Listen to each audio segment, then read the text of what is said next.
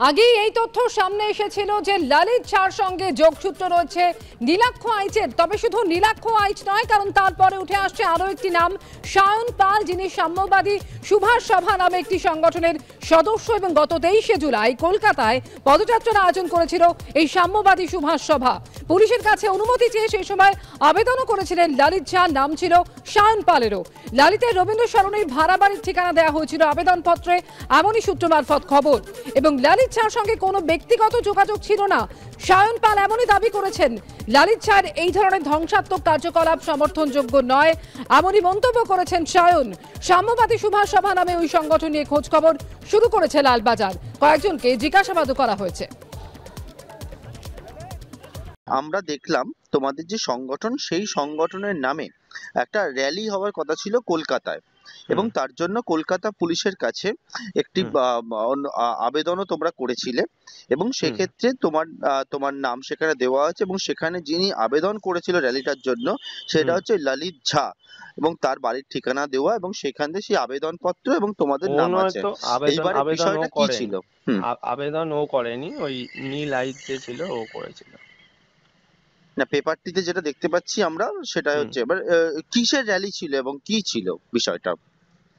এটা নেতাজি সংক্রান্ত যে যে ওনার সাথে কার্যকলাপ যে জড়িয়ে ছিল, ওই প্রেসিডেন্সি কলেজ বলুন, তারপর নেতাজি ভবন বলুন, এই রকম অল্প বিস্তর বাগবাজার সার্বজনীন, এইগুলোতে প্রত্যেকটাতে ঘুরে ঘুরে ওইখানে মানুষজনকে বলা যে তার সাথে এই সমস্ত জায়গাগুলোর কি তাৎপর্য আছে, কি কার্যকলাপ তার সাথে জড়িয়ে আছে, এইগুলোই আর কি। তো যেহেতু 1-1.5 ঘন্টা লেট হয়ে যায়, তো তারপর আমরা সাইকেল নিয়ে গিয়েছিলাম, আমরা আবার ব্যাক করি। আচ্ছা, এটা এটা এটা র্যালিটা পরে হয়েছিল তাই তো? মানে হ্যাঁ, মানে 1-1.5 ঘন্টা বা পরে আবার হয়েছিল, এটা ক্যারি করেছিল তারা। আচ্ছা, এখানে যেটা আমরা দেখতে পাচ্ছি, যিনি অ্যাপ্লাই করেছিলেন তার নাম লেখা আছে ললিত ঝা, রবীন্দ্র সরণি বাড়ির ঠিকানা দেওয়া, এবং এবং তার মধ্যে থেকে তোমাদের যে ভলেন্টিয়ার হিসেবে তোমার নামটাও রয়েছে। আর সেক্ষেত্রে মূলত এই সাম্যবাদী সুভাষ সভা যেটা সংগঠন, এই সংগঠনে কতজন মেম্বার, এবং এই সংগঠনের সঙ্গে তোমার যোগাযোগটা হলোই বা কিভাবে? এই সংগঠনের মেম্বার প্রায় 500 জনের ওপর। আর যোগাযোগ হয়েছিল এই উত্তরপাড়াতে, অনুজ ধর এবং চন্দ্রচূড় ঘোষ এসেছিলেন, তো ওইখান থেকেই এই সংগঠনের এর সাথে যোগাযোগ আর কি।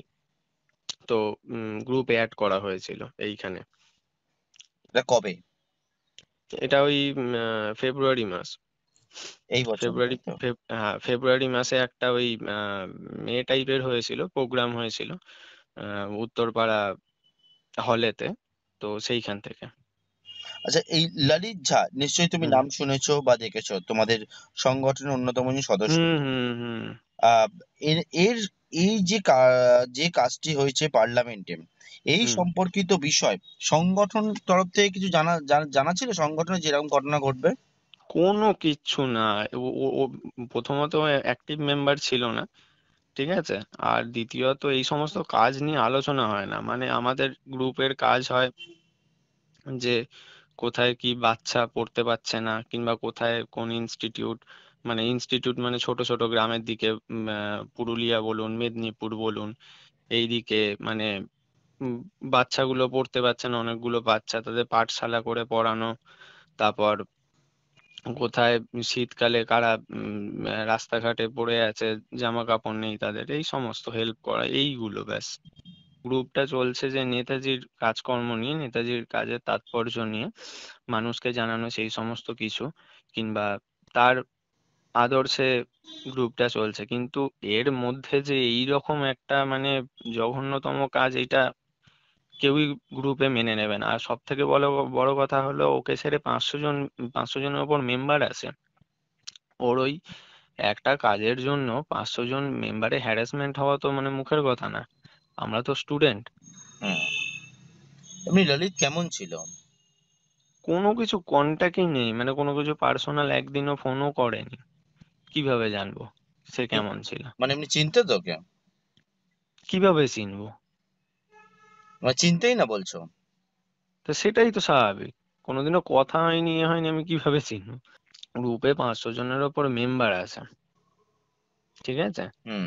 তো 500 জনের ওপর যেহেতু মেম্বার আছে, আমাকে নর্মাল ওই গ্রুপে লেখা হয়েছিল যে হ্যান ত্যান, আমি যেহেতু সাইকেল নিয়ে একটু এদিক ওদিক যাই, দূরে একটু লং রাইড যাই, হুম। তাই আমাকে বলা হয়েছিল, আমাকে আর একটা দাদাকে আর 2-3 জন মতো ছিলাম, তো বলা হয়েছিল যে